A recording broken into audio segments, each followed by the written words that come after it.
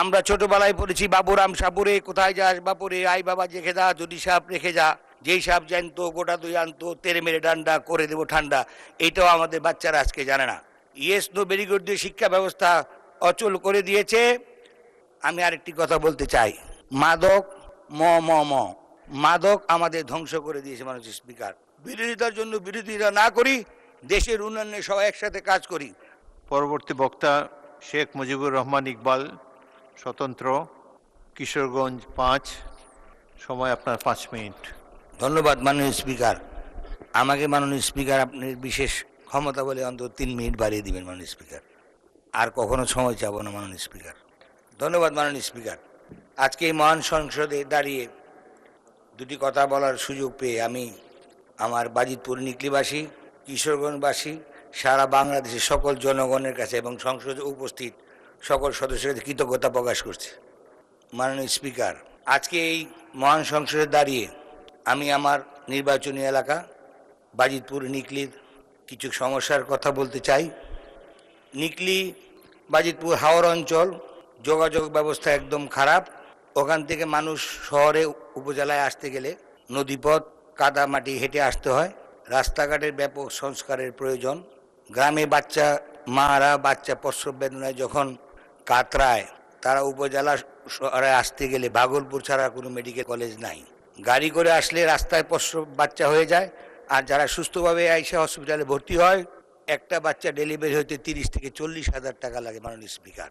তারা এই বাচ্চা মাকে হাসপাতাল থেকে রিলিজ করতে হলে জমি জামা গরু ছাগল বিক্রি ছাড়া এদের আর ঘরে নেওয়ার কোনো ব্যবস্থা থাকে না মাননীয় স্পিকার।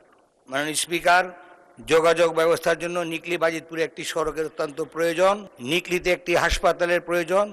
স্কুল কলেজ আমার হাওড় অঞ্চলে নাই বললেই চলে। শিক্ষা ব্যবস্থা গত সরকার যে অবস্থা করে গেছে, বর্তমান ছাত্রছাত্রীরা লেখাপড়া করার মতন ইয়েস নো ভেরি গুড ছাড়া কিছুই জানে না।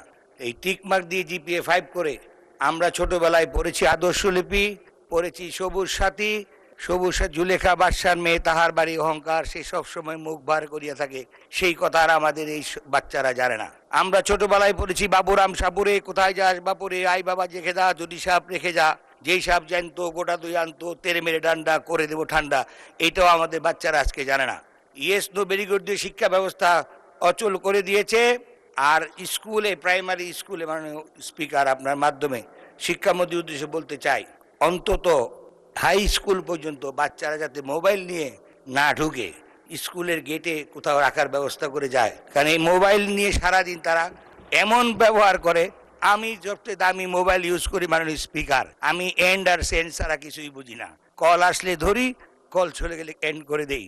কিন্তু আমাদের বাচ্চারা এই মোবাইলে যত রকম জিনিস আছে সব জিনিস স্কুলে গিয়ে ঘাটে মাননীয় স্পিকার। অতএব এইটা আমি আপনার মাধ্যমে শিক্ষামন্ত্রীর কাছে আবেদন করব, এটা একটা আইন করা হোক। ক্লাস চলাকালীন সময় যাতে কোনো ছাত্ররা মোবাইল নিয়ে হাই স্কুল পর্যন্ত না ঢুকতে পারে মাননীয় স্পিকার। মাননীয় স্পিকার, শিক্ষা ব্যবস্থার পরে আমি আরেকটি কথা বলতে চাই। এই মাদক ম ম ম মাদক আমাদের ধ্বংস করে দিয়েছে মাননীয় স্পিকার।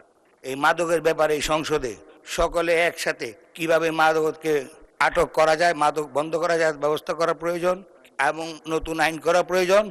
আরেক মাননীয় স্পিকার, মোটর সাইকেল 12-14 বছরের ছাত্ররা বাপ মানা মোটর সাইকেল কিনে দেয়, পিক আপ এমন জোরে দেয় সরাসরি ট্রাকের নিচে। এই যুব সমাজ আজকে ধ্বংস হয়ে যাচ্ছে মাননীয় স্পিকার এই মোটর সাইকেলের জন্য। মাননীয় স্পিকার, আমি আপনার মাধ্যমে এই সংসদে এই বিষয়ে সজাগ দৃষ্টি রাখার জন্য এবং প্রয়োজনীয় ব্যবস্থা গ্রহণ করার জন্য মাননীয় স্পিকার আপনার দৃষ্টি আকর্ষণ করছি।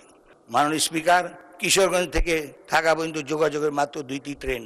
আমি আপনার মাধ্যমে যোগাযোগ মন্ত্রীর উদ্দেশ্যে বলতে চাই, আরেকটি ট্রেন যদি ঢাকা কিশোরগঞ্জ সংযুক্ত করা হয় তাহলে আমাদের কিশোরগঞ্জ জেলার সকল মানুষ উপকৃত হবে। মাননীয় স্পিকার, বিগত সরকার অর্থনৈতিকভাবে দেশকে পঙ্গু করে গেছে, সমস্ত টাকা সম্পদ লুট করে নিয়ে গেছে।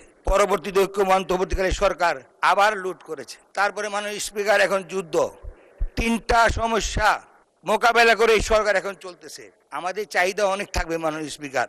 আমি চাই এই সংসদে সবাই মিলে, বিরোধী দল, আমরা স্বতন্ত্র দল, সরকারি দল, বিরোধিতা না করে কিভাবে মাননীয় প্রধানমন্ত্রীর হাতকে শক্তিশালী করে। মাননীয় সদস্য 1 মিনিটে শেষ করেন। মাননীয় কনক্লুড করেন। 2 মিনিট দেন মাননীয় স্পিকার। আমি এই সংসদে, আপনি আর কোনোদিন বলবেন না।